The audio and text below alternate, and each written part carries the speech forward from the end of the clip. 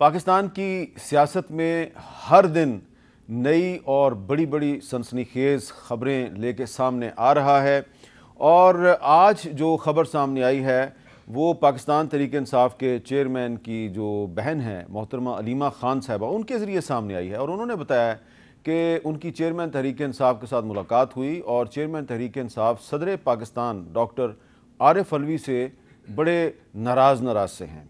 समझ नहीं आई क्यों नाराज़गी है, लेकिन ये जो ख़बर है ये बड़ी अहम है। और दूसरी बहुत ही अहम ख़बर वो ये है कि साबिक़ वज़ीर-ए-आज़म शाहिद खाकान अब्बासी, जिनकी लंदन में मुलाकात हुई जनाब नवाज़ शरीफ साहब के साथ, ख़्याल ये किया जा रहा था कि इस मुलाकात के बाद शाहिद खाकान अब्बासी साहब जो हैं उनको अच्छी बातें करेंगे, लेकिन मुलाकात के फ़ौरन बाद उन्होंने न सिर्फ ये कहा कि वो नवाज़ शरीफ साहब के पाकिस्तान में इस्तकबाल के हामी नहीं हैं, बल्कि उन्होंने ये भी कह दिया है कि अब पाकिस्तान में इलेक्शन नहीं होना चाहिए। सुने ज़रा उनके अल्फाज क्या हैं। तो यकीनन शाहिद खाकान अब्बासी साहब ने मियाँ नवाज़ शरीफ साहब को ये कहा है कि पाकिस्तान में आप आएँ लेकिन आपका इस्तकबाल नहीं होना चाहिए और इलेक्शन फ़िलहाल किसी मसले का हल नहीं है। तो ये उन्होंने राय क्यों बनाई है और क्या इस राय से बाकी जो पॉलिटिकल पार्टीज़ हैं वो इत्तेफाक करती हैं या नहीं करती, इस पर गुफ्तगू के लिए हमारे साथ मौजूद हैं जनाब डॉक्टर तारिक फजल चौधरी साहब, सीनियर रहनुमा है मुस्लिम लीग नून के, जनाब बैरिस्टर गौर खान साहब जो कि तर्जुमान हैं पाकिस्तान तहरीक इंसाफ के और सीनियर कानूनदान हैं, और जनाब नदीम अफजल चंद साहब पाकिस्तान पीपल्स पार्टी के सीनियर रहनुमा हैं। तारिक फजल चौधरी साहब, आपने तो शाहिद खाकान अब्बासी साहब के साथ बहुत लंबा अरसा काम भी किया है। अब शाहिद खाकान अब्बासी साहब कह रहे हैं कि इलेक्शन किसी मसले का हल नहीं है। आप क्या कहेंगे उनकी इस राय पे?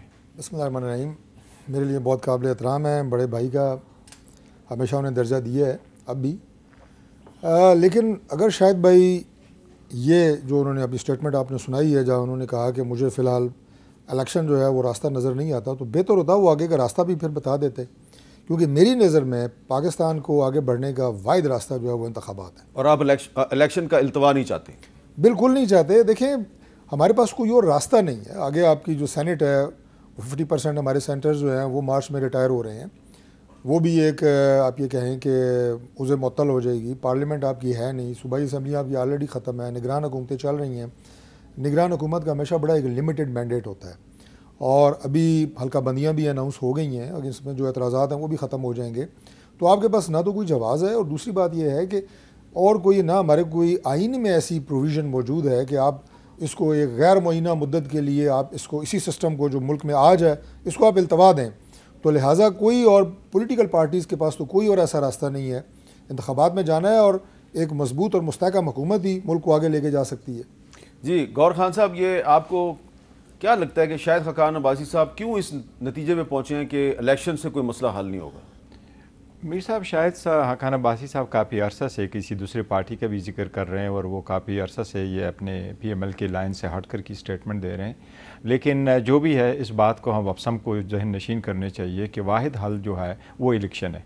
इलेक्शन से फ़रार का जो भी रास्ता इख्तियार करेगा वो मुल्क को स्टेबिलिटी की तरफ नहीं लेके जाएगा।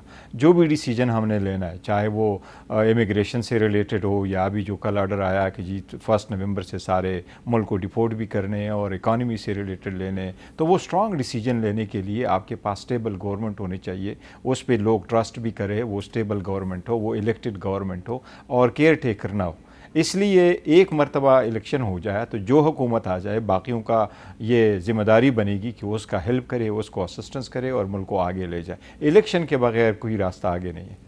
चंद जी, मुस्लिम लीग नून और तहरीक इंसाफ में इत्तेफाक राय नज़र आ रहा है कि इलेक्शन के अलावा पाकिस्तान के मसाइल का और कोई दूसरा हल नहीं है। देखें, मैं समझता हूँ कि बिल्कुल मेरा भी इत्तेफाक है इसके ऊपर। हाँ, क्योंकि इस मुल्क में इलेक्शन के बगैर भी कोई 32 ईयर्स हमने गुजारे हैं, 30 ईयर्स के करीब, और इलेक्शन के साथ भी गुजारे हैं। अगर आप कंपैरिजन कर लें तो मेरे ख्याल है खलवाड़ उन्हीं दौर में ज़्यादा हुआ है जब आवाम की राय इस्लामाबाद तक नहीं पहुंच सकती।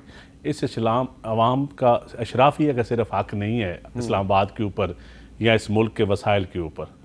आवाम का अगर हक आना है तो उसके नुमाइंदों के ज़रिए आ सकता है, ना कि किसी ब्यूरोक्रेट के ज़रिए आ सकता है, ना किसी टेक्नोक्रेट के ज़रिए आ सकता है।